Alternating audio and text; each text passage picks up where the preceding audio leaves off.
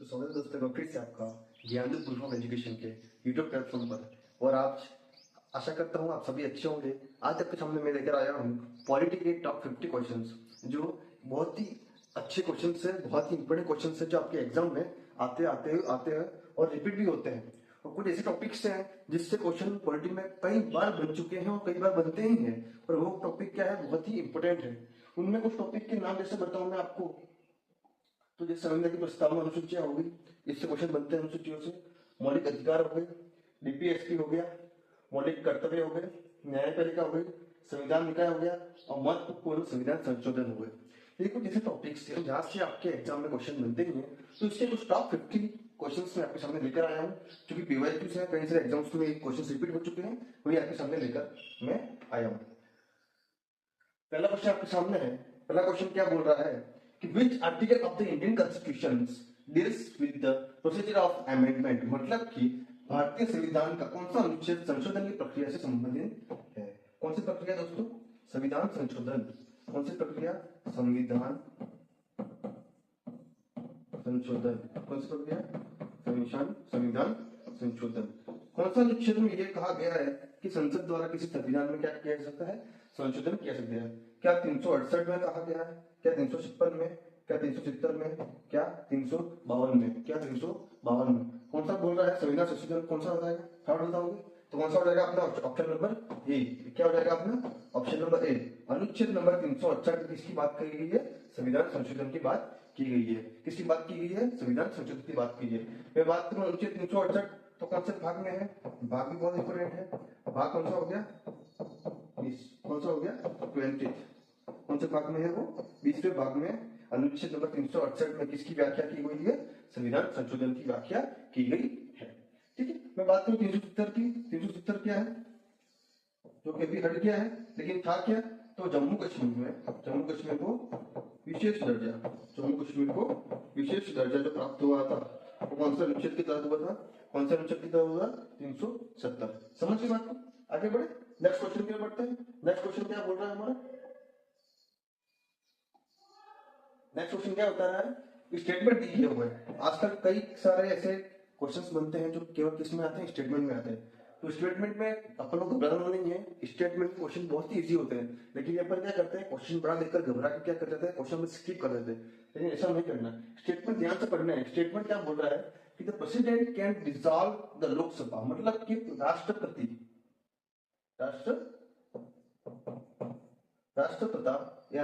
राष्ट्रपति लोकसभा को भंग कर सकता है।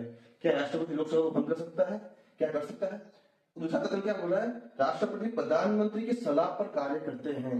राष्ट्रपति प्रधानमंत्री के सलाह पर कार्य करते हैं। अब क्या ऑप्शन में क्या है? पहला स्टेटमेंट में क्या बोल रहा है? बोथ स्टेटमेंट, दोनों कथन सही है। क्या दोनों कथन सत्य है? क्या कथन एक सत्य है, दो असत्य है? क्या कथन एक असत्य है, दो सत्य है, या दोनों कथन असत्य है? तो हम सभी जानते हैं कि राष्ट्रपति क्या करता है? लोकसभा को क्या करता है? भंग कर सकता है। तो हाँ, कर सकता है। और राष्ट्रपति क्या करता है? प्रधानमंत्री की सलाह पर कभी कभी कार्य जो है वो प्रधानमंत्री की सलाह पर करते हैं। तो क्या हो जाएगा अपना? दोनों कथन क्या हो जाएंगे अपने? ऑप्शन नंबर ए क्या हो जाएगा? दोनों कथन क्या हो जाएंगे अपने? सही हो जाएंगे। क्या हो जाएंगे? दोनों कथन क्या हो जाएंगे अपने? सही हो जाएंगे। आगे बढ़ते हैं, नेक्स्ट क्वेश्चन की ओर बढ़ते हैं। नेक्स्ट क्वेश्चन क्या बोल रहा है? बहुत अच्छा क्वेश्चन है नेक्स्ट क्वेश्चन, कि अपन को मैच द फॉलोइंग है। अपन को क्या करना है? मैच करना है। क्या करना है अपन को? मैच करना है। मैच करना है। देखो क्या है? बंदी प्रत्यक्षीकरण है, उसके बाद परमादेश है, उत्प्रेषण है और निषेध है। यहाँ पे क्या लिखा है? कर्तव्य के पालन को बाध्य करना, ये किसके अंदर दिया हुआ है? बंदी व्यक्ति को प्रस्तुत करना, ये किसमें दिया हुआ है? To prevent over court action, मतलब कि निचली अदालत की कार्रवाई को रोकने के लिए कौन सा दिया गया हुआ है? और निचली अदालत के आदेश को रद्द करने के लिए ये क्या है? कार्रवाई। और यहाँ पे क्या है? आदेश है। हमेशा को ध्यान से पढ़ना है क्वेश्चंस। ये क्या है? निचली अदालत की कार्रवाई को रोकना, और यहाँ क्या है? निचली अदालत के आदेश को रद्द करना। अब देखो यहाँ पे सबसे पहले देखो, बंदी प्रत्यक्ष है, अपन को यहाँ से क्लियर होना चाहिए। ये अपनों का बन रहा है बंदी व्यक्ति की प्रस्तुत करना। तो एक ऑप्शन फर्स्ट का कौन सा हो गया? बी हो गया। अब एलिमेंट करो, ये बी है और यहाँ बी है, तो ये दोनों क्या हो गए? एलिमेंट हो गए।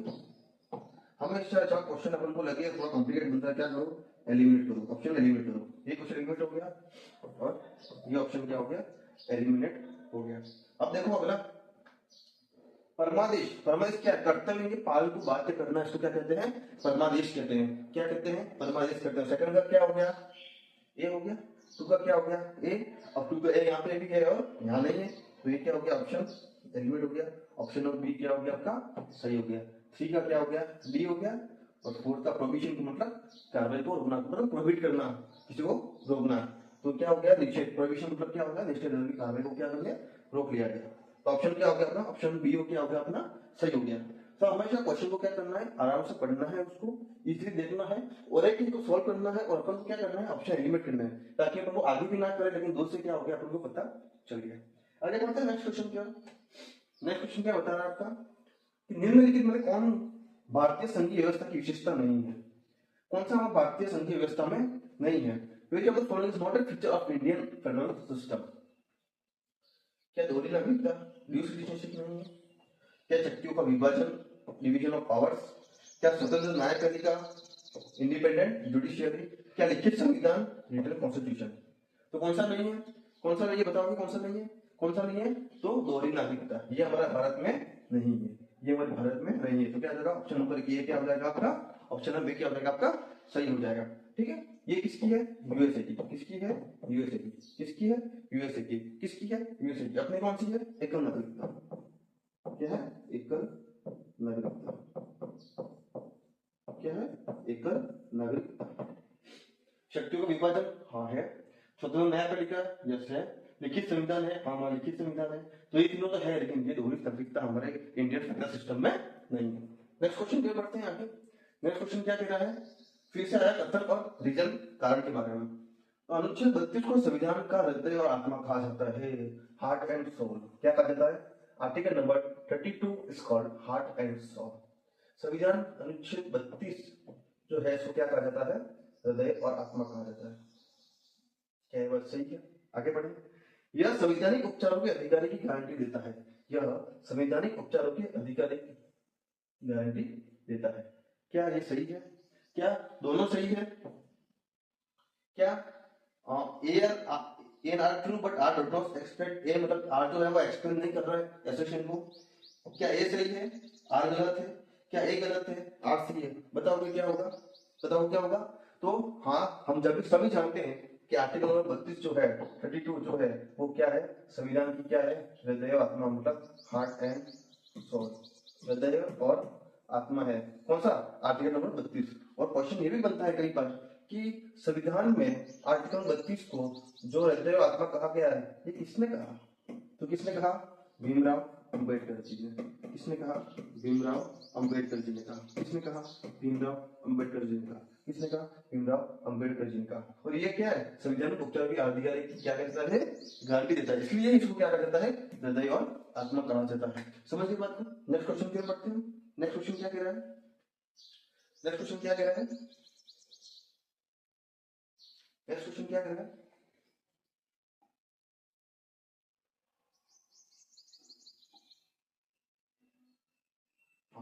मूल संविधान में संवर्धित सूची में कितने विषय शामिल थे, बहुत ही प्यारा क्वेश्चन है और क्वेश्चन के आगे इंपोर्टेंट लगा देना। The current list of concurrent list contains how many subjects in the original is constitution, मतलब मूल संविधान में किसकी बात कर रहे हैं मूल संविधान के संवर्धित सूची में, कौन सी सूची संवर्धित सूची में, मूल संविधान के संवर्धित सूची में कितने विषय शामिल थे, कितने विषय शामिल थे, कितने विषय शामिल थे, कितने थे, क्या 47 थे, क्या 52 थे, क्या 66 थे या 97 थे। तो हम सब सभी जानते हैं कितने विषय शामिल थे 47, कितने शामिल थे 47। देखो इसमें नेक्स्ट क्वेश्चन दूसरा क्या बनता है कि संवर्धित सूची कहां से ली गई है, संवर्धित सूची कहां से ली गई है, संवर्धित सूची कहां से ली गई है। तुम सभी जानते हैं कि संवर्धित सूची कहां से ली गई है ऑस्ट्रेलिया, कहां से ली गई है ऑस्ट्रेलिया, कहां से ली गई है ऑस्ट्रेलिया, कहां से ली गई है ऑस्ट्रेलिया। समझिए बात को, ये भी याद रखना है आपको, ठीक है। संवर्धित सूची कहां से लिया गया है ऑस्ट्रेलिया से लिया गया है। उससे मूल संविधान में कितने विषय शामिल थे 47, कितने शामिल थे 47। नेक्स्ट क्वेश्चन, नेक्स्ट क्वेश्चन क्या बोल रहा है कि किस समिति ने मौलिक कर्तव्यों को शामिल करने की सिफारिश की थी। बहुत ही प्यारा क्वेश्चन है, बहुत ही प्यारा क्वेश्चन है, स्टार लगा दो कि विच committee recommended the inclusion of fundamental duties. बहुत ही प्यारा क्वेश्चन है कि किस समिति ने मौलिक कर्तव्यों को शामिल करने की सिफारिश की थी? क्या बलवंत राज सिंह मेहता ने की थी? क्या स्वर्ण समिति ने की थी? क्या सरकारी समिति ने की थी? या प्रशासनिक सुधार आयोग ने की थी? किसने की थी? किसने की थी? बताओ किसने की थी? क्या हो जाएगा ऑप्शन नंबर बी? क्या हो जाएगा अपना? सही हो जाएगा ऑप्शन नंबर बी। क्या हो जाएगा अपना? स्वर्ण समिति क्या हो जाएगा? सही हो जाएगा। स्वर्ण समिति ने क्या की थी? इनकी सिफारिश पर क्या हुआ था? इनकी सिफारिश पर क्या हुआ था? मौलिक मौलिक मौलिक मौलिक कर्तव्यों का गठन हुआ था। बात करूं बलवंत सिंह राय समिति, कौन सी समिति? बलवंत सिंह राय समिति। तो उनकी सिफारिश पर किसका गठन किया गया था? इसका कहते थे पंचायती राज। इसका पंचायती राज। इसका पंचायती राज। इसका पंचायती राज। समझ गए बात को? यस और नो? यस। तो इसका क्या रहेगा? ऑप्शन नंबर बी क्या हो जाएगा आपका? सही हो जाएगा। नेक्स्ट क्वेश्चन क्या पढ़ते हैं? नेक्स्ट क्वेश्चन क्या बोल रहा है आपका? नेक्स्ट क्वेश्चन क्या बोल रहा है? स्टेटमेंट दिया गया है कि the governor is the constitutional head of the state, कि राज्यपाल जो होता है वो राज्य का संवैधानिक प्रमुख होता है। कि राज्य का संवैधानिक प्रमुख होता है। क्या सही बात है?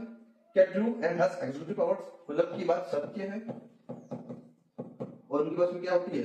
पावर होती है। क्या सत्य बात है? लेकिन वो क्या है? नॉमिनल हेड होता है। क्या गलत बात है? हेड कौन होता है? सीएम होता है। क्या गलत बात है? हेड कौन होता है? राष्ट्रपति होता है। हम सभी जानते हैं कि राज्य का जो संवैधानिक प्रमुख होता है वो कौन होता है? उसका राज्यपाल होता है। कौन होता है? उसका राज्यपाल होता है। राज्यपाल क्या होता है? राज्य का क्या होता है? संवैधानिक प्रमुख होता है। तो ये क्या है? यस, ये बात हमारी सही है। इसका क्या है? ये क्या होता है? NS executive power. इसके ऊपर से क्या होती है? पावर होती है। ये क्या होता है? संविधान का प्रमुख होता है। नेक्स्ट क्वेश्चन क्या पढ़ते हैं? नेक्स्ट क्वेश्चन क्या बोल रहा है? नेक्स्ट क्वेश्चन क्या बोल रहा है कि भारत निर्वाचन आयोग, इसको बोलते हैं हम इलेक्शन कमीशन। क्या बोलते हैं? इलेक्शन कमीशन की स्थापना किस वर्ष हुई थी? इलेक्शन कमीशन की स्थापना किस वर्ष हुई थी? इलेक्शन कमीशन की स्थापना किस वर्ष हुई थी? क्या 1950 में हुई थी? क्या 1951 में हुई थी? क्या 1949 में हुई थी? 50 में हुई थी? क्या 1952 में हुई थी? किस समय हुई थी? किस समय हुई थी? हम सभी जानते हैं कि 1950 में क्या हुई थी? इलेक्शन कमीशन की क्या हुआ था? गठन हुआ था। क्या हुआ था? गठन हुआ था। और इसलिए ही हम 25 जनवरी, सभी लोग याद रखना, किस दिन? 25 जनवरी 1950 किस दिन हुआ था? 25 जनवरी 1950। और हम 25 जनवरी को ही क्या सेलिब्रेट करते हैं? National waters day. क्या सेलिब्रेट करते हैं? 25 जनवरी को क्या सेलिब्रेट करते हैं? नेशनल वाटर्स डे, मतदान दिवस। मतदान दिवस। समझिए बात? समझिए, काफी इंपॉर्टेंट क्वेश्चन है। याद रखना कि भारतीय निर्वाचन आयोग, जिसको बोलते हैं इलेक्शन कमीशन, की स्थापना किस वर्ष हुई थी? गठन किस वर्ष हुआ था? 1950 में क्या हुई थी? इसकी स्थापना हुई थी। और एग्जैक्ट डेट क्या है? 25 जनवरी 1950। और इसलिए हम 25 जनवरी को क्या बनाते हैं? नेशनल वोटर्स डे बनाते हैं, मतदान दिवस बनाते हैं। नेक्स्ट क्वेश्चन क्या पढ़ते हैं? नेक्स्ट क्वेश्चन क्या बोल रहा है हमारा? नेक्स्ट क्वेश्चन क्या बोल रहा है? नेक्स्ट क्वेश्चन क्या बोल रहा है कि निम्नलिखित संविधान संशोधन को मिलान करें। संविधान संशोधन से काफी सारे क्वेश्चंस आते हैं। वैसे तो बहुत सारे संविधान संशोधन है, लेकिन मैं आपको कराऊंगा 20 संविधान संशोधन ऐसे कराऊंगा जो बहुत ही वेरी वेरी वेरी इंपॉर्टेंट है, बहुत ही इंपॉर्टेंट है। और क्वेश्चन इसी में से रिपीट होते हैं। इसे मैं आपको अगले क्लास में कराऊंगा। जब पॉलिटी क्लास होगी मैं आपको 20 इंपॉर्टेंट संविधान संशोधन करा दूंगा। उससे बाहर क्वेश्चन कई बार एग्जाम नहीं जाता है। ठीक है, अब यहाँ क्या दिया हुआ है? 4 संविधान संशोधन दिए गए हुए हैं और संविधान संशोधन में क्या क्या हुआ था वो उसके अंदर दिखाया गया है। देखो, 42वें संविधान संशोधन में क्या हुआ था? 73rd मतलब 73 संविधान के संशोधन में क्या हुआ था? 86वें संविधान संशोधन में क्या हुआ था? और 101वें संविधान संशोधन में क्या हुआ था? क्या हुआ था? क्या हुआ था? आगे देखो, अब हम सभी जानते हैं कि सबसे पहले तो क्या करो? ऑप्शन एलिमिनेट करो। आपको बताया था मैंने ऑप्शन एलिमिनेट कैसे करना है। हमने पहले भी पढ़ा कि 42वें संविधान संशोधन, 42वें संविधान संशोधन को क्या कहा जाता है? लघु संविधान। लास्ट क्लास में हमने पढ़ा था, पढ़ा था नहीं पढ़ा था बोलो? पढ़ा था नहीं पढ़ा था बोलो? 42वें संविधान संशोधन को क्या कहा जाता है? लघु संविधान। तो 42वें संविधान संशोधन को क्या हो गया? पहला का क्या हो गया? डी। पहला का डी यहाँ नहीं है तो इसको क्या करो? कट करो। यहाँ है, इसको कट करो। यहाँ है, इसको भी कट करो तो ऑप्शन क्या होगा हमारा, आगे करने की जरूरत ही नहीं है। ऑप्शन ऑटोमेटिक आंसर क्या हो गया हमारे सामने आ गया, ऑप्शन नंबर सी क्या हो जाएगा आपका, करेक्ट हो जाएगा। ऑप्शन नंबर सी क्या हो जाएगा आपका, करेक्ट हो जाएगा। ऑप्शन नंबर सी क्या हो जाएगा आपका, करेक्ट हो जाएगा। समझे नहीं समझे बोलो, समझे नहीं समझे बोलो, समझे नहीं समझे बोलो। आगे कर लेते हैं, ठीक है। 73 में क्या बोल रहा है, पंचायती राज। 73 संविधान संशोधन क्या था, पंचायती राज था। 86 में कौन सा था, शिक्षा का अधिकार, राइट टू एजुकेशन। और 101 का कौन सा था, जीएसटी। कौन सा था, जीएसटी। इंपोर्टेंट है जीएसटी का जो संविधान संशोधन कौन सा था, तो 101। कौन सा था, 101। 101वां संविधान संशोधन किसके लिए था, जीएसटी के लिए था। समझ गए बात को, यहाँ तक समझिए, आगे बढ़े। नेक्स्ट क्वेश्चन क्या बढ़े, नेक्स्ट क्वेश्चन क्या कह रहा है आपका, कथन और कारण क्या है। कथन क्या कह रहा है, राज्यसभा एक स्थायी सदन है। राज्यसभा क्या है, एक स्थायी सदन है। तो राज्यसभा इसे परमानेंट बॉडी, किसी बॉडी है ये, परमानेंट बॉडी है। रीजन, कारण क्या है, क्योंकि इसमें 1/3 सदस्य हर 2 साल में सेवानिवृत्त होते हैं। कितने कितने सदस्य हैं, 1/3 मतलब 1/3, 1/3। तो क्या बोथ एंड आर ट्रू, क्या एक ए और दोनों सही है। क्या राज्यसभा एक स्थायी सदन है, हाँ बिल्कुल, राज्यसभा कैसा है, एक स्थायी सदन है। और इसमें क्या होता है, 1/3 सदस्य, कितने, 1/3 सदस्य हर 2 साल में, कितने साल में, हर 2 साल में। कितने साल में, 2 साल में क्या होता है, क्या होता है, क्या होता है, रिटायर्ड होते हैं। क्या होते हैं, रिटायर्ड होते हैं। क्या ये बात सही है, तो हाँ बिल्कुल सही है। तो दोनों ही क्या है, दोनों ही क्या है आपके, सही है। दोनों ही क्या है आपके, सही है। तो both A and R are true. Option number A क्या हो जाएगा आपका, करेक्ट हो जाएगा। ऑप्शन नंबर ए क्या हो जाएगा आपका, करेक्ट हो जाएगा। समझे समझे बोलो, ऑप्शन नंबर ए क्या हो जाएगा आपका, करेक्ट हो जाएगा। समझे समझे बोलो, ऑप्शन नंबर ए क्या हो जाएगा आपका, करेक्ट हो जाएगा। नेक्स्ट क्वेश्चन क्या बढ़ते हैं। नेक्स्ट क्वेश्चन क्या बोल रहा है कि which of the following is not an qualification for becoming a president. मतलब कि निम्नलिखित में से कौन सी योग्यता राष्ट्रपति बनने के लिए आवश्यक योग्यता नहीं है। क्या है, नहीं है। क्या है, नहीं है। हमेशा याद रखना नहीं है। कई बार क्या होता है, राष्ट्रपति बनने की आवश्यक योग्यता इतना पढ़ लेते हैं और आंसर टिक कर देते हैं, लेकिन बाद में हमें पता चलता है क्या है, अपना आंसर क्या हो गया, गलत हो गया। तो हमें क्या करना है, क्वेश्चन पूरा पढ़ना है। योग्यता नहीं है, क्या बोल रहा है, योग्यता नहीं है। क्या मस्ट बी 35 इयर्स ओल्ड, मतलब कि आयुष 35 साल होनी चाहिए, होनी चाहिए बिल्कुल, ये तो योग्यता है। अपन को तो क्या पूछा, नहीं है पूछा। क्या आयु 35 होनी चाहिए, बिल्कुल होनी चाहिए।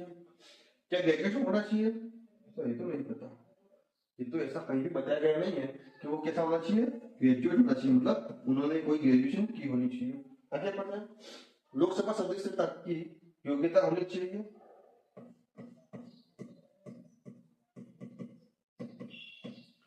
लोकसभा सदस्यता की योग्यता होनी चाहिए,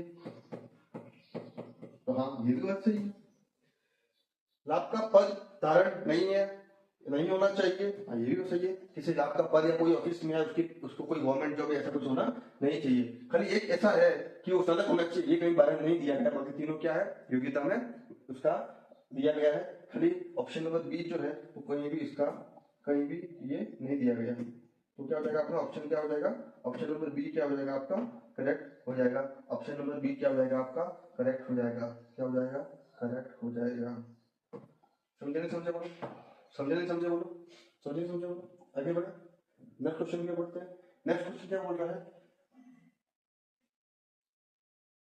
the concept of judicial review, मतलब कि न्यायाधिक समीक्षा is borrowed from which country, मतलब किस देश से लिया गया है, किस देश से लिया गया है, किस देश से लिया गया है। क्या ब्रिटेन से लिया गया है, क्या यूएस से लिया गया है, क्या कनाडा से लिया गया है, क्या स्विट्जरलैंड से लिया गया है। तो हम सभी जानते हैं कि कहां से लिया गया आपका, यूएसए से। कहां से लिया गया है, यूएसए से। कहां से लिया गया, यूएसए से। कहां से लिया गया, यूएसए से। जो संसद प्रणाली है, कौन सी संसद प्रणाली, वो कहां से ली गई आपकी, ब्रिटेन से। संसद प्रणाली जो है वो कहां से ली गई है, ब्रिटेन से। और हर राज्य का एक राज्यपाल होगा। ये जो प्रणाली है वो कहां से ली गई है, कनाडा से। राज्यपाल की प्रणाली कहां से, कनाडा से। जुडिशियल रिव्यू मतलब कि न्यायिक समीक्षा, इसकी कहां से लिया गया, ये अमेरिका से लिया गया। संसद ये कहां से लिया गया, ब्रिटेन से। और ऑस्ट्रेलिया से क्या लिया गया, हम सबने पढ़ा संवर्ती सूची। क्या संवर्ती सूची, संवर्ती सूची कहां से ली गई है, ऑस्ट्रेलिया से। कनाडा से क्या लिया गया है, राज्य का राज्यपाल होगा। ठीक है। उसके बाद में बीडीएन से क्या लिया है, संसद प्रणाली, और यूएससी से क्या लिया है आपका जुडिशियल रिव्यू। क्या लिया है, जुडिशियल रिव्यू। तो ऑप्शन नंबर बी क्या हो जाएगा आपका सही हो जाएगा। नेक्स्ट क्वेश्चन क्या पढ़ते हैं, नेक्स्ट क्वेश्चन क्या बोल रहा है देखो, नेक्स्ट क्वेश्चन क्या बोल रहा है कि money bills can only be introduced in Lok Sabha, कि धन विधेयक केवल लोकसभा में ही पेश किए जा सकते हैं, कि धन विधेयक केवल लोकसभा में ही पेश किए जा सकते हैं। स्टेटमेंट सेकंड क्या है कि Rajya Sabha can delay a money bill for 14 days, कितने दिन के लिए, 14 दिन के लिए, यानी कि राज्यसभा धन विधेयक को 14 दिनों तक क्या कर सकता है, स्थगित कर सकता है। क्या दोनों कथन सही है, क्या कथन एक सही है और सेकंड असत्य है, क्या कथन पहला सत्य है दूसरा सही है, या दोनों कथन असत्य है। क्या ऐसा जरूरी है कि राज्यसभा धन विधेयक को 14 दिन तक स्थगित कर सकता है या कर सकता है, इसमें पावर होती है, और केवल धन विधेयक जो है वो केवल लोकसभा में पेश किया जाता है। सबसे पहले तो धन विधेयक जो है ये कौन सा आर्टिकल में है, तो अनुच्छेद 110, अनुच्छेद 110 में किसका विवरण है, धन विधेयक का, किसका है, धन विधेयक का। तो हम सभी जानते हैं कि धन विधेयक जो है केवल किसमें पेश किए जाते हैं, लोकसभा में पेश किए जाते हैं। और हाँ बिल्कुल, क्या बिल्कुल राज्यसभा धन विधेयक को कितने दिन तक स्थगित कर सकता है, 14 दिन तक स्थगित कर सकता है। तो दोनों कथन हमारे क्या हो जाएंगे, दोनों कथन क्या हो जाएंगे हमारे सही हो जाएंगे, क्या हो जाएंगे सही हो जाएंगे। वो स्टेटमेंट्स हाँ, तो दोनों कथन क्या हो जाएंगे हमारे सही हो जाएंगे। तो ऑप्शन नंबर ए क्या हो जाएगा आपका सही, ऑप्शन नंबर ए क्या हो जाएगा आपका करेक्ट आंसर हो जाएगा। समझे नहीं समझे बोलो। नेक्स्ट क्वेश्चन क्या बढ़ते हैं, नेक्स्ट क्वेश्चन क्या बोल रहा है, which article deals with the right of freedom of religion, मतलब कि कौन सा अनुच्छेद धर्म की स्वतंत्रता, धर्म के स्वतंत्रता के अधिकार से संबंधित है। कौन सा अधिकार, धर्म के स्वतंत्रता का अधिकार। क्या 25 से 28, क्या 19 से 22, क्या 14 से 18, क्या 29 से 30, कौन सा बता रहा है आपको, कौन सा बता रहा है, कौन सा बता रहा है, बताओ मुझे बताओ। 19 से 22 क्या है, 19 से 22 क्या है, स्वतंत्रता का अधिकार है, स्वतंत्रता का अधिकार है, कौन सा अधिकार है, स्वतंत्रता का अधिकार है। 14 से 18 क्या है, समानता, ये क्या रहेगा, समानता का अधिकार, कौन सा हो जाएगा, समानता का अधिकार। तो ऑप्शन नंबर ए क्या हो जाएगा आपका करेक्ट हो जाएगा, ऑप्शन नंबर ए 25 से 28, ऑप्शन नंबर ए कौन सा, अनुच्छेद 25 से 28 किसकी बात करता है, धर्म के स्वतंत्रता के अधिकार की बात करता है। मतलब हम किसी भी धर्म का क्या कर सकते हैं, पालन कर सकते हैं, किसी भी धर्म के बारे में बात कर सकते हैं, पालन कर सकते हैं। ये कौन सा अनुच्छेद बोलता है, अनुच्छेद 25 से 28, कौन सा देता है 25 से 28। नेक्स्ट क्वेश्चन क्या करते हैं, नेक्स्ट क्वेश्चन क्या बोल रहा है कि संविधान के अनुसार लोकसभा की अधिकतम संख्या कितनी हो सकती है, लोकसभा सीट की, लोकसभा सीट की अधिकतम संख्या कितनी हो सकती है, क्या 542, क्या 545, क्या 550, क्या 552। ये भी काफी इंपॉर्टेंट क्वेश्चन है, एग्जाम में कई बार रिपीट हो चुका है, एग्जाम में कई बार रिपीट हो चुका है। तो कितनी है हमारी, कितनी है 550, कितनी है 550, कितनी है 550, कितनी है 550, क्या है लोकसभा सीट है, क्या है लोकसभा सीट है। पहले कितनी थी 552 थी, कितनी थी 552, पहले कितनी थी 552। दो सीटें किसकी थी, एंग्लो इंडियन, किसकी थी, किसकी थी एंग्लो इंडियन, किसकी थी एंग्लो इंडियन। लेकिन कौन से 104th 104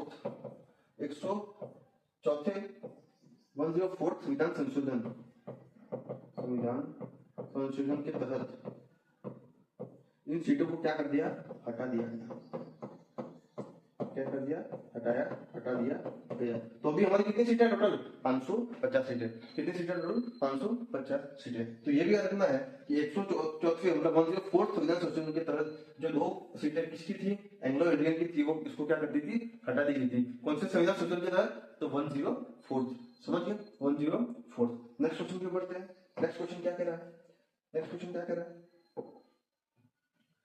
कि वित्त आयोग का गठन कितने वर्ष में होता है, कि the finance commission is considered every how many years, मतलब कितने सालों में वित्त आयोग का गठन होता है, कि कितने सालों में वित्त आयोग का गठन होता है। तो हम सभी जानते हैं कितने वर्ष में होता है, हर 5 वर्ष में होता है, कितने वर्ष में होता है 5 वर्ष। तो ऑप्शन नंबर बी क्या हो जाएगा आपका करेक्ट आंसर हो जाएगा, ऑप्शन नंबर बी क्या हो जाएगा आपका करेक्ट आंसर हो जाएगा। समझे बोलो, समझे बोलो। आगे बढ़ते हैं next question, next question, next question क्या है, फिर से मैच द फॉलोइंग है। अनुसूचियां, सारे सारे अनुसूचियां आपके एग्जाम पॉइंट ऑफ व्यू से बहुत इंपॉर्टेंट है और क्वेश्चन भी आपका बहुत इंपॉर्टेंट है। देखो पहली अनुसूची किसकी बात करता है, 8वीं, फर्स्ट, 8th, 9th और 10th। कौन सी अनुसूची में किसका विवरण है ये हमको बताना है, ये हमको बताना है। तो हम सभी जानते हैं कि प्रथम अनुसूची में किसका किसके बारे में बताया गया है, राज्य और केंद्र शासित प्रदेश यानी यूनियन टेरिटरी के बारे में बताया गया। हम सभी जानते हैं कि पहले अनुसूची क्या है, प्रथम अनुसूची है क्या, राज्य और केंद्र शासित प्रदेश, राज्य और केंद्र शासित प्रदेश। तो पहले का क्या हो गया, सी हो गया, पहले का क्या हो गया, सी हो गया। यस बोलो, यस। अब देखो पहले का सी कहाँ है, यहाँ है, यहाँ नहीं है, तो ये क्या हो गया आपका ऑप्शन एलिमिनेट हो गया। यहाँ है, यहाँ भी नहीं है, यहाँ है, यहाँ भी नहीं है।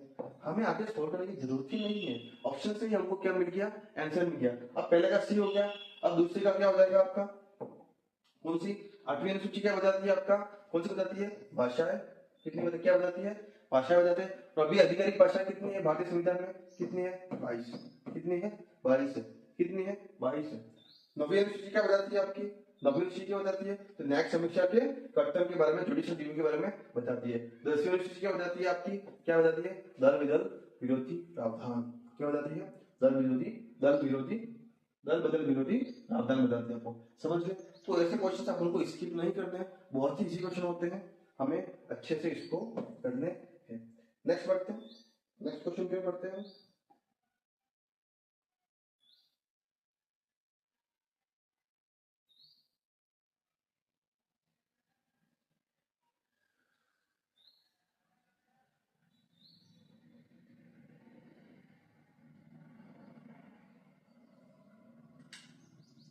नेक्स्ट क्वेश्चन क्या बोल रहा है कि संविधान में आपातकाल से संबंधित कौन सा अनुच्छेद है, मतलब कौन सा प्रावधान है, आपातकाल से संबंधित कौन सा प्रावधान है। क्या अनुच्छेद 352 में आपातकाल से संबंधित है, क्या 356 में है, क्या 360 में है, या 365 में है, किस में है आपातकाल, मतलब इमरजेंसी किस में है, किस में है, किस में है। तो सही आंसर क्या हो जाएगा आपका, सही आंसर क्या हो जाएगा आपका, option number B 356, option number B 356। 356 में क्या दिया गया है, आपातकाल का प्रावधान दिया गया है, आपातकाल का प्रावधान दिया गया है। ये क्या है आपका, नेशनल इमरजेंसी। क्या है, नेशनल इमरजेंसी। क्या है,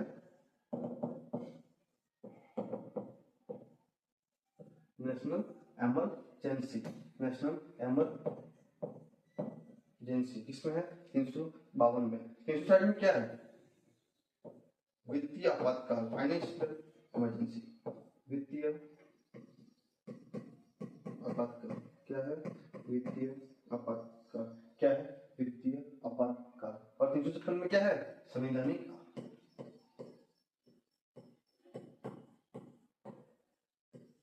आपातकाल। क्या है, संवैधानिक आपात।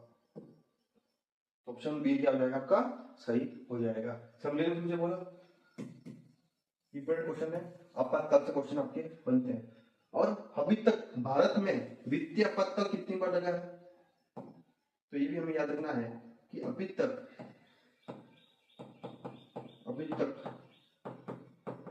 भारत में एक भी बार वित्तीय आपातकाल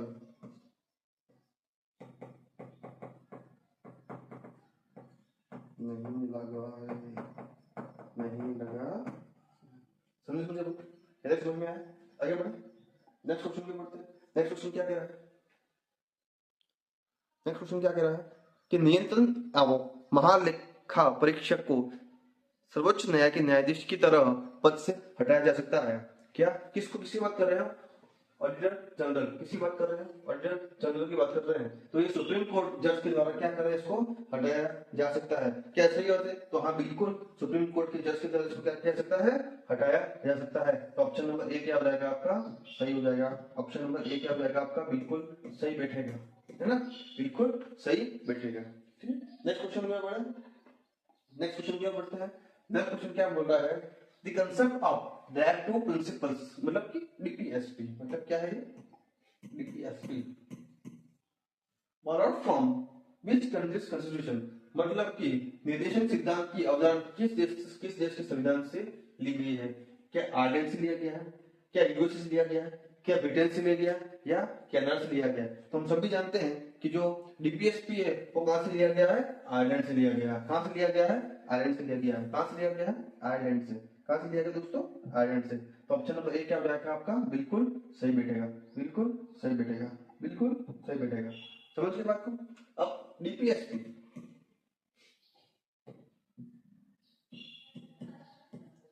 डीपीएसपी है, सबसे पहले तो कौन से भाग में है और कौन से अनुच्छेद में? संविधान के कौन से भाग में है और कौन से अनुच्छेद में है? तो भाग क्या करेगा हमारा? भाग 4। कौन से भाग में है? संविधान के भाग 4 में किसका विवरण है? डीपीएससी का। अनुच्छेद कौन से? 36 से 51, 36 से 51, 36 से 51, 36 से 51 अनुच्छेद वो किसकी बात करता है? डीपीएससी की बात करता है। वो कौन से भाग में हो? 4 में। कौन से भाग में हो? 4 में। और ये कहां से लिया गया है? आयरलैंड से लिया गया है। नेक्स्ट क्वेश्चन क्या बोलते हैं? नेक्स्ट क्वेश्चन क्या बोल रहा है आपका? नेक्स्ट क्वेश्चन क्या बोल रहा है कि article 21 has been expanded through judicial interception only, मतलब कि अनुच्छेद 21 का विस्तार, अनुच्छेद 21 का विस्तार केवल न्यायिक व्याख्या के माध्यम से किया गया है। इसका कारण, इसमें अब आजीविका, शिक्षा, स्वच्छ पर्यावरण का अधिकार शामिल है। क्या दोनों सही है? क्या दोनों सही है? तो 21 जो है आर्टिकल 21 वो केवल न्यायिक व्याख्या से संबंधित नहीं है, केवल न्यायिक व्याख्या से संबंधित नहीं है, लेकिन इसके अंदर किसका है? आजीविका, शिक्षा, स्वच्छ पर्यावरण का रखना, इन सब की क्या है? अधिकार शामिल है। तो ए क्या हो जाएगा हमारा? गलत हो जाएगा। उसका कारण क्या हो जाएगा? सही हो जाएगा। तो क्या हुआ? ए इज फॉल्स, ये हमारा गलत है, बस आर ट्रू मतलब असत्य है, और ये क्या हो जाएगा आपका? गलत हो जाएगा। तो ऑप्शन नंबर क्या हो जाएगा? डी आपका क्या हो जाएगा? सही हो जाएगा। ऑप्शन नंबर डी क्या हो जाएगा आपका? बिल्कुल सही बैठेगा। कौन सा हो जाएगा ऑप्शन? कौन सा? Option D. ऑप्शन डी क्या बोल रहा है कि जो ए है वो क्या है आपका? गलत है। लेकिन बी जो है, मतलब कि अनुच्छेद 21 में क्या गया? आजीविका, शिक्षा, स्वच्छ पर्यावरण का अधिकार शामिल है। तो हाँ बिल्कुल है, लेकिन जो केवल न्यायिक व्याख्या से संबंधित नहीं है। तो ए क्या हो जाएगा हमारा? गलत हो जाएगा, फॉल्स हो जाएगा। और आर क्या हो गया? बिल्कुल सत्य हो जाएगा। रीजन कारण क्या हो जाएगा? बिल्कुल सत्य हो जाएगा। आगे नेक्स्ट क्वेश्चन क्या बोल रहा है कि 73वां 73rd संविधान संशोधन निम्नलिखित विषयों में से सम्मिलित है। 73वां संविधान संशोधन किससे संबंधित है? तो हमने आगे मैच तो फॉलोइंग किया कर चुके हम कि 73वां किससे संबंधित है आपका? पंचायती राज से। किससे संबंधित है आपका? पंचायती राज से। ऑप्शन नंबर बी क्या हो जाएगा आपका? बिल्कुल सही बैठेगा। आगे कर चुके हैं इसके बारे में बात। यस और नो बोलो, यस और नो बोलो। तो पंचायती राज से क्या संबंधित है आपका? 73वां संविधान संशोधन। समझ गए? सरकारी समिति से कौन सा है? 97, ये भी याद रखना है। कौन सा है? 97, जो कब हुआ था? 2011 में। कब हुआ था? 2011 में। समझे समझे समझे। नेक्स्ट क्वेश्चन में बढ़ते हैं। आगे क्वेश्चन क्या बोल रहा है? आगे नेक्स्ट क्वेश्चन क्या बोल रहा है? स्टेटमेंट क्वेश्चन है कि the attorney general is the chief legal adviser of the government, कि महान्यायवादी सरकार का मुफ्त कानूनी सलाहकार होता है। क्या बात सही है? क्या ये बात सही है? तो बिल्कुल क्या है? ये बात सही है। The Attorney General has the right of audience of the courts, मतलब कि वो सभी न्यायालयों में उपस्थित होने का अधिकार रखता है। हम सभी जानते हैं। यस बिल्कुल, जो अटॉर्नी जनरल है उसको क्या है? सभी कोर्ट में जाने का आदेश या मतलब अधिकार है। और वो क्या होता है? मुफ्त कानूनी सलाहकार होता है। किसका? सरकार का। किसका? सरकार का। तो स्टेटमेंट पहला भी सही है और दूसरा भी सही है। तो कौन सा ऐसा बोल रहा है? दोनों कथन सत्य। ऑप्शन में पहला ही आपका क्या बोल रहा है? ठीक बैठ रहा है। क्या बैठ रहा है? ठीक बैठ रहा है। Both statement are true. हम सभी जानते हैं कि जो महान्यायवादी होता है, अटॉर्नी जनरल होता है, वो क्या होता है? किसी स्टेट का या किसी देश का क्या होता है? किसी सरकार का क्या होता है? मुफ्त कानूनी सलाहकार होता है सरकार का। और दूसरा, वो सभी न्यायालयों में उपस्थित होने के लिए अधिकार रखता है। मतलब किसी भी कोर्ट में वो जा सकता है, किसी भी न्यायालय में वो अपनी उपस्थिति दे सकता है। समझ की बात को? समझ गए? नेक्स्ट क्वेश्चन जो बढ़ते हैं। नेक्स्ट क्वेश्चन क्या बता रहा है? बात कर रहा है कि निम्नलिखित में से कौन सा अनुच्छेद 19 के अंतर्गत एक मौलिक अधिकार है? कौन सा? 19 के तहत एक मौलिक अधिकार है। क्या संघ बनाने का अधिकार है? क्या जीवन जीने का अधिकार है? क्या समानता का अधिकार है? क्या शोषण के विरुद्ध अधिकार है? क्या कौन सा ऑप्शन सही हो जाएगा आपका? क्या अनुच्छेद 19 के तहत संघ बनाने का अधिकार है? क्या जीवन जीने का अधिकार है? क्या समानता का अधिकार है, या शोषण के विरुद्ध अधिकार है। तो यह क्या हो जाएगा अपना ऑप्शन नंबर ए। यस, हम सभी जानते हैं कि संघ बनाने का अधिकार, ऑप्शन नंबर ए, संघ बनाने का अधिकार, ये क्या हो जाता है 19 बताता है। 19 कौन सा 19 close 1, 19 close 1 close C, 19 close 1 close C हमें क्या बताता है, संघ बनाने का अधिकार बताता है। ठीक है, शोषण के विरुद्ध तो किसमें है, शोषण के विरुद्ध अधिकार किसमें है, 23-24 में, तो 23-24 में है ना, समझ गए बात को। तो ऑप्शन नंबर ए क्या रहेगा आपका, बिल्कुल सही बैठेगा। अगला क्वेश्चन क्या बोल रहा है कि मजबूत केंद्र वाला संघवाद, यानी the concept of federalism with a strong centre is a picture of किसकी विशेषता है, क्या भारतीय संविधान की विशेषता है, क्या अमेरिकी संविधान की विशेषता है, क्या कनाडाई संविधान की विशेषता है, या ऑस्ट्रेलियाई संविधान की विशेषता है। तो क्या हो जाएगा सही आंसर, मजबूत केंद्र के साथ संघवाद किसकी है, ये कनाडा की है। किसका है, ये कनाडा का है। हमने इससे क्या किया है, बोरो किया है, कनाडा संविधान से हमने क्या किया है, बोरो किया।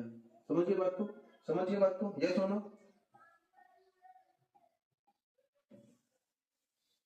ऑप्शन नंबर क्या होगा, सी आपका क्या होगा, बिल्कुल सही बैठेगा, बिल्कुल सही बैठेगा। ऑप्शन नंबर सी क्या होगा, बिल्कुल आपका सही बैठेगा। नेक्स्ट क्वेश्चन क्या बढ़ते हैं, नेक्स्ट क्वेश्चन क्या बोल रहा है, यूनियन पब्लिक सर्विस कमीशन यानी संघ लोक सेवा आयोग किससे संबंधित है। हम सभी जानते हैं कि सिविल सेवा जो बढ़ती है, यूपीएससी जो पढ़ती है, सिविल सर्विस रिक्रूटमेंट है, वो कौन कराता है आपका, संघ लोक सेवा आयोग कराता है, यूनियन पब्लिक सर्विस कमीशन बनाती है, करवाती है। तो पहले का क्या हो जाएगा आपका, बी हो जाएगा, पहला का क्या हो जाएगा, बी हो जाएगा। ऑप्शन एलिमिनेट करो, आपको मैंने बताया ऑप्शन क्या करने का, एलिमिनेट करने का। इसमें पहले का बी है, इसमें बी है, लेकिन इसमें पहले का बी नहीं है, इसको एलिमिनेट करो, इसको भी क्या करो, एलिमिनेट करो, क्या करो, एलिमिनेट करो। ये सुन लो, बोलो ये सुन लो, बोलो आगे आगे।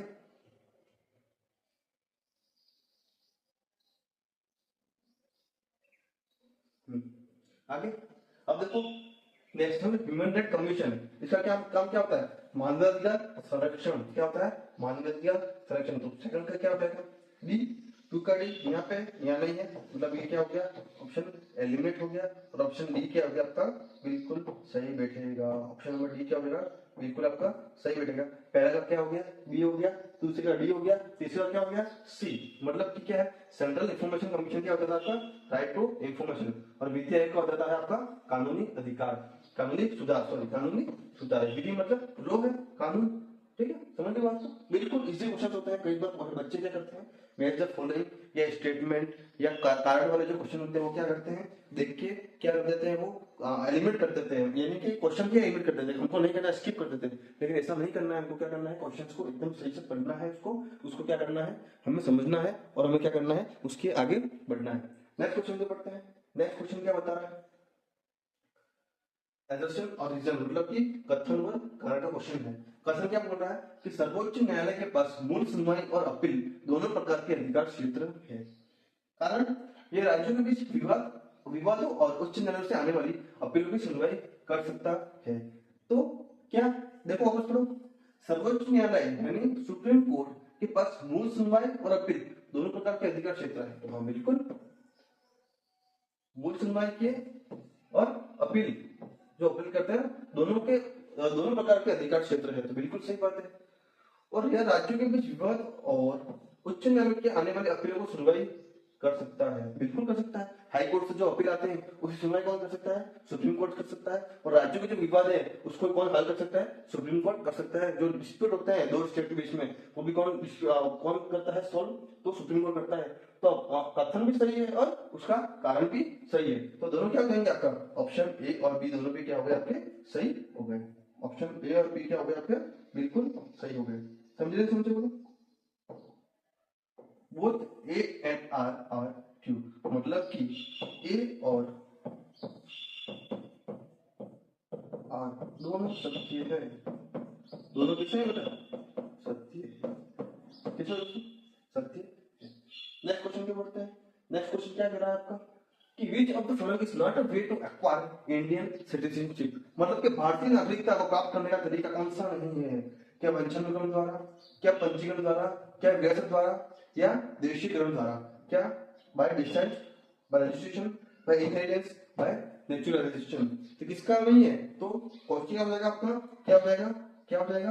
ऑप्शन नंबर क्या हो जाएगा? सी क्या हो जाएगा? बिल्कुल सही बैठेगा। इन थिएटर्स में विरासत के द्वारा आप क्या क्या कर सकते हो? भारतीय नागरिकता नहीं ले सकते हो, तरीका नहीं है। क्यों? क्योंकि वंशज क्रम तो हम ले सकते हैं। जैसे मैं इंडियन सिटीजन हूँ, तो मेरा जो बच्चा होगा, मेरा जो आगे जनरेशन होगी, जो वंशानुक्रम होगा वो क्या होगा? भारतीय होगा। क्या पंजीकरण? यस बिल्कुल। रजिस्ट्रेशन के थ्रू क्या कर सकते हैं? भारतीय नागरिकता ले सकते हैं। क्या रजिस्ट्रेशन के थ्रू? हाँ बिल्कुल। लेकिन विरासत इन हेरिटेज के द्वारा हम क्या कर सकते हैं? भारतीय नागरिकता नहीं ले सकते हैं। तो ऑप्शन सी क्या जगह बिल्कुल हमारा सही बैठेगा। नेक्स्ट क्वेश्चन क्या पढ़ते हैं? नेक्स्ट क्वेश्चन क्या बोल रहा है कि किस संशोधन द्वारा प्रस्तावना में समाजवादी शब्द को जोड़ा गया? बहुत प्यारा क्वेश्चन है, बहुत ही इंपॉर्टेंट है, बहुत ही प्यारा क्वेश्चन है कि कौन से संविधान संशोधन के द्वारा कौन सा प्रस्तावना में कौन सा शब्द जोड़ा गया? समाजवादी शब्द जोड़ा गया। क्या 42वां, क्या 44वां, क्या 43वां, क्या 41वां? कौन से संविधान संशोधन के द्वारा जो समाजवादी शब्द है वो प्रस्तावना में जोड़ा गया? तो हम सभी जानते हैं कि 42वां संविधान संशोधन क्या है? इसको क्या बोलते हैं? मिनी कॉन्स्टिट्यूशन, है ना? क्या बोलते हैं? मिनी कॉन्स्टिट्यूशन मतलब लघु संविधान। क्या बोलते हैं? लघु संविधान। यस और नो? यस।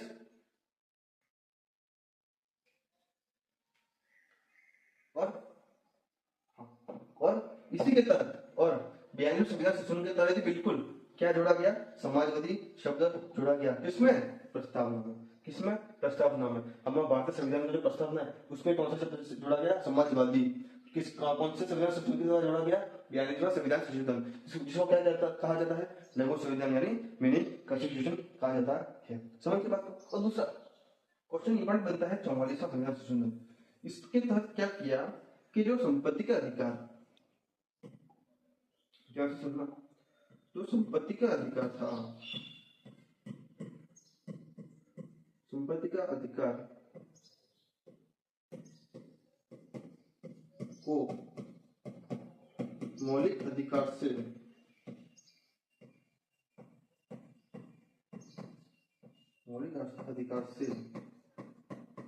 हटाकर कौन सा? कानूनी अधिकार बना दिया। कानूनी अधिकार बना दिया गया। कौन से संविधान संशोधन के तहत? 44। कौन सा? 44। और कानूनी अधिकार बनाकर इसे कौन से अनुच्छेद में रखा गया? तो 300 क्लॉज ए में किसे रखा गया? किसे रखा गया? संपत्ति का अधिकार। और इसे क्या माना गया? एक कानूनी अधिकार है। और हम जानते हैं कि 44th कॉन्स्टिट्यूशन अमेंडमेंट मतलब 44वें संविधान संशोधन के तहत क्या किया? संपत्ति का जो अधिकार था, जो पहले क्या था? मौलिक अधिकार था, लेकिन मौलिक अधिकार से इसको हटाकर क्या कर दिया? कानूनी अधिकार बना दिया। और इसको कौन सा अनुच्छेद के तहत रखा गया? अभी 300 ए में, 300 ए में इसे रखा गया। समझ के बात को। नेक्स्ट क्वेश्चन क्या पढ़ते हैं? नेक्स्ट क्वेश्चन क्या बोल रहा है? नेक्स्ट क्वेश्चन क्या पूछ रहा है? देखा कि किस अनुच्छेद के अंतरराज्यीय परिषद की स्थापना का प्रावधान है? कि मतलब which article provides for the establishment of inter state council. Inter state council का जो कौन सा अनुच्छेद के तहत है? तो हम सभी जानते हैं कि क्या 262 के तहत, क्या 263, क्या 279 ए, क्या 2431। तो हम सभी जानते हैं कि जो इंटर स्टेट जो काउंसिल है तो किसमें है? आर्टिकल नंबर 263 में। किसमें है? आर्टिकल नंबर 263 में क्या है? इंटर स्टेट काउंसिल के बारे में बताया गया है। 263, 262 और 279 में बताओ क्या है? क्या है 279 में? क्या है? GST. GST council. GST council किसमें है? 279(1) में है। इसमें क्या है? इसमें क्या है? इसमें क्या है? State finance commission. क्या है? State finance commission. क्या? स्टेट फाइनेंस कमीशन है। समझ के बात को। यस और नो? यस। आगे बढ़े। नेक्स्ट क्वेश्चन क्या पढ़ते हैं? नेक्स्ट क्वेश्चन क्या बोल रहा है? नेक्स्ट क्वेश्चन क्या बोल रहा है? भले थोड़ा लंबा लेक्चर जा रहा है, लेकिन ये लेक्चर बहुत ही इंपॉर्टेंट बनेगा आपके पॉलिटी के अंदर। पॉलिटी का भी क्वेश्चन बनता है तो आपके 1 से 2 नंबर ये लेक्चर आपको दिखे जाएगा। याद रखना, भरोसा करना हमारे ऊपर। 1 से 2 प्रश्न आपके इसमें से बनेंगे और ठीक बैठेंगे और आपके क्वेश्चंस कभी गलत नहीं होंगे। यदि ये लेक्चर आपने पूरा पढ़ लिया तो पॉलिटी के अंदर टॉप 50 जो क्वेश्चन है वो क्या होंगे? आपको बिल्कुल सही याद हो जाएंगे। तो बोलने रहना, कुछ क्वेश्चन ही बाकी है, 10-12 क्वेश्चन और बाकी है, फिर हम इसको सेशन को हम एंड कर रहे हैं। देखो कथन क्या बोल रहा है कि राष्ट्रपति किसी विधेयक को पुनः विचार के लिए वापस भेज सकता है। कि राष्ट्रपति किसी धन विधेयक को क्या कर सकता है, किसी पुनः विचार के लिए क्या कर सकता है, वापस भेज सकता है। इससे राष्ट्रपति की स्थायी वीटो की शक्ति के रूप में माना जाता है। तो देखो सबसे पहले एक सॉल्व करो, क्या किसी धन विधेयक को पुनः विचार के लिए वापस भेज सकता है? तो बिल्कुल भेज सकते हैं, बिल्कुल भेज सकते हैं। और ये क्या है, राष्ट्रपति की क्या है, वीटो शक्ति है। कौन सी है, वीटो पावर है। क्या है, वीटो पावर है किसकी, राष्ट्रपति की, प्रेसिडेंट की। तो दोनों क्वेश्चन क्या हो जाएंगे, दोनों स्टेटमेंट क्या हो जाएंगे, बिल्कुल सही बैठेंगे। तो ऑप्शन नंबर ए क्या हो जाएगा आपका, बिल्कुल सही बैठेगा। समझे ऑप्शन नंबर ए बिल्कुल सही बैठेगा। Both A and R true, मतलब कि दोनों ए एंड बी सत्य है। समझिए। नेक्स्ट क्वेश्चन पे पढ़ते हैं।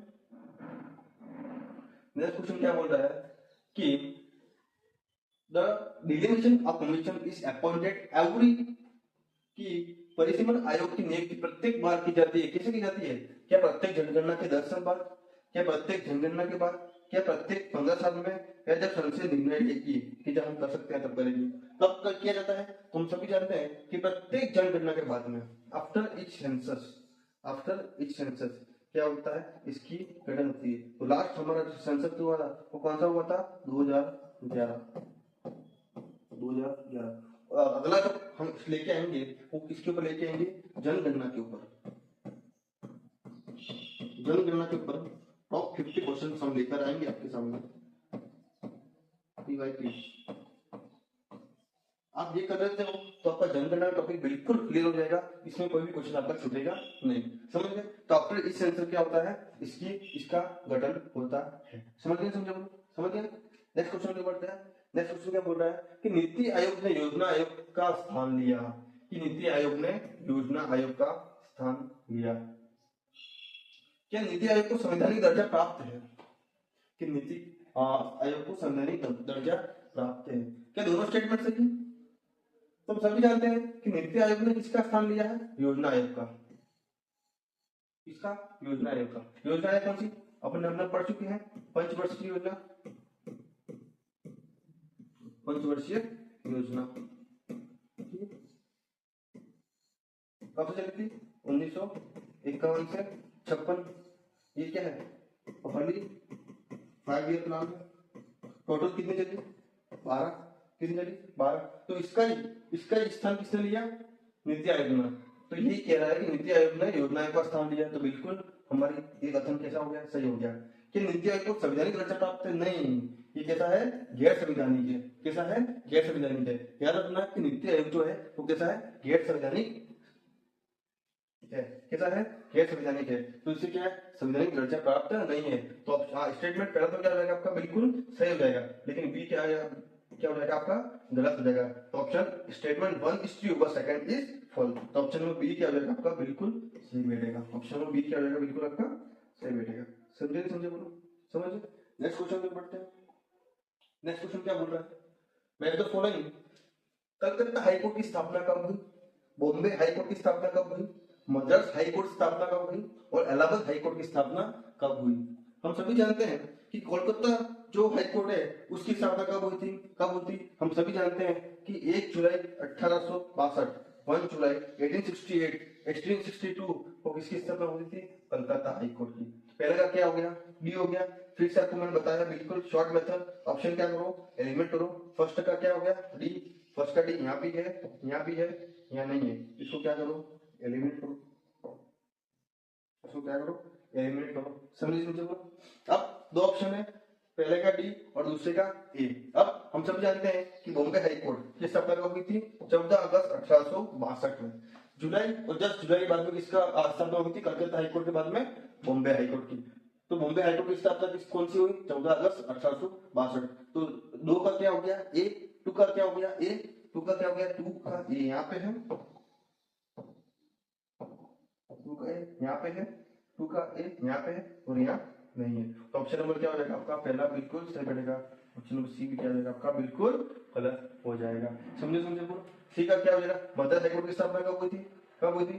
सी का क्या जाएगा आपका? सी हो जाएगा 26 जून 1862 में और इलाहाबाद का 17 मार्च 1866 में। समझिए, समझ गए यहाँ तक? आगे बढ़े, नेक्स्ट क्वेश्चन पे बढ़े। नेक्स्ट क्वेश्चन आज से कर लेते हैं, उसके बाद के जो क्वेश्चन है आपको पीडीएफ रूप में हम प्रोवाइड कर देंगे, आप खुद सॉल्व कीजिएगा और जहां आपको प्रॉब्लम्स आती है कमेंट बॉक्स में आप लिखिएगा, हम इसको बिल्कुल एक्सप्लेन यहाँ पे करेंगे। अब देखो क्वेश्चन लास्ट क्या बोल रहा है कि निम्नलिखित में से कौन सी शक्ति राज्य के राज्यपाल को प्राप्त नहीं है? क्या पॉकेट वीडियो की शक्ति है, क्या मृत्यु दंड की शक्ति, क्या अध्यादेश बनाने की शक्ति, या विवेकाधीन शक्ति, जिसको क्या बोलते हैं? डायरेक्शनरी पावर बोलते हैं। कौन सी शक्ति किसके पास? राज्यपाल के पास तो प्राप्त नहीं है, नहीं है। तो मृत्यु दंड क्षमा करने की शक्ति राज्यपाल के पास में नहीं होती है। ये केवल किसके पास में होती है? किसके पास में होती है? केवल प्रेसिडेंट के पास में। किसके पास में होती है? केवल प्रेसिडेंट यानी राष्ट्रपति के पास में होती है। समझ? और कौन सा अनुच्छेद के तहत? अनुच्छेद 72 के तहत राष्ट्रपति क्या कर सकता है? किसी को समाधान कर सकता है या समाधान करने की जो पावर है वो कौन से अनुच्छेद के तहत? 72 के तहत किसके पास में है? राष्ट्रपति के पास में। आगे और भी बहुत सारे क्वेश्चन है आपको पीडीएफ के रूप में मिल जाएंगे। तो आज के लिए बस इतना ही। आशा करता हूँ आपको आज का सेशन अच्छा लगा होगा। यदि आप इसी तरह के क्वेश्चंस से बिल्कुल जुड़ना चाहते हैं तो हमारे चैनल को सब्सक्राइब करें, वीडियो को लाइक करें, शेयर करें अपने दोस्तों के साथ में, फैमिली मेंबर के साथ में शेयर करें। और पीडीएफ आपको जो मिलेगा वो हमारे टेलीग्राम चैनल पे मिलेगा जिसका नाम है ज्ञानदीप ग्रुप ऑफ एजुकेशन। इस टेलीग्राम चैनल पे हम आपको अलग अलग प्रोवाइड करते हैं, पीडीएफ प्रोवाइड करते हैं। इसका पीडीएफ भी आपको उस टेलीग्राम चैनल पर मिल जाएगा। तो एक बार फिर से मैं आपको कह रहा हूँ, चैनल को लाइक करें, वीडियो को लाइक करें, वीडियो को शेयर करें, चैनल को सब्सक्राइब करें, बेल आइकन का बटन जरूर दबाएं। आज के लिए बस इतना ही।